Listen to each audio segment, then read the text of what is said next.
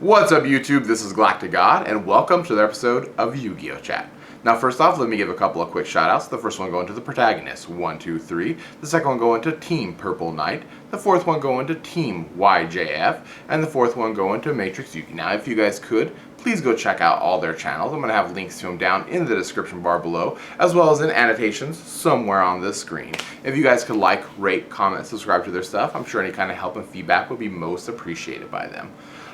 Also, I'm going to be attending the LA Regionals for sure. I got the final okay for my work. The schedule has been posted. I definitely have the day off, and I'm very much looking forward to going. I've been playtesting quite a bit of decks. I've been talking to a lot of different players, YugiTubers, and just people in general about what I should be taking, what I should be running. I'm real excited about the event. Hopefully it should be a really great time and I get to meet a lot of people. So with that kind of said and out of the way, I'd like to get on to this week's discussion, and that's going to be on End Phase MST, that End Phase Mystical Space Typhoon. Should you do it? Should you not do it? Is it a smart move? Is it a bad move? Now there's a lot of debate over the End Phase MST. I'm sure if you ask a lot of the more pro Yu-Gi-Oh players, they'll tell you that you should not use End Phase MST. But why is that? Why do they tell you that? Why is it a good reason to hold off on it? Well, I'm going to give a couple of examples of how End Phase MSTing has both, helped and not helped me in real life, so you guys can kind of have a better understanding of it. Now, I was dueling a buddy of mine the other day, and I had a face down MST, and I had a monster face down as well. Now, he went to take his turn, and he set a monster, then he set a back row. Now, I knew the next turn I wasn't going to be making any kind of push. I wasn't going to be making any kind of play. So there wasn't no real reason for me to use that Mystical Space Typhoon right then. So I just let it go. I drew my card, I set another monster, and I ended my turn. My opponent then drew, and he drew into his Mystical Space Typhoon, and he immediately played it and mysticaled my back row. I was then able to chain my MST to his, and then destroy his other back row, which was a face-down Dimensional Prison.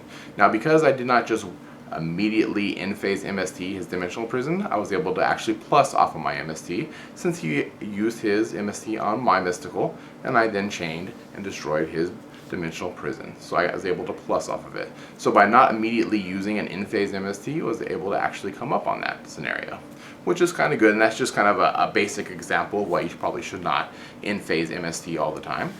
Now, on the flip side of that, there is problems for not End Phase MSTing.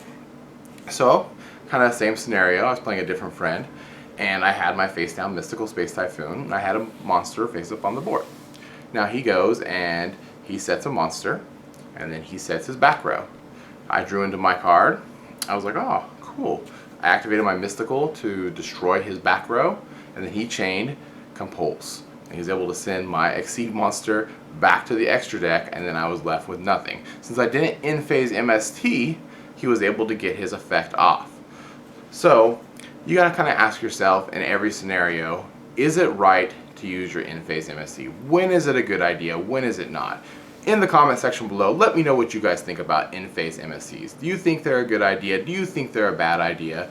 Let me know down there. And I guess that's it for this week. This is GalacticGod, out.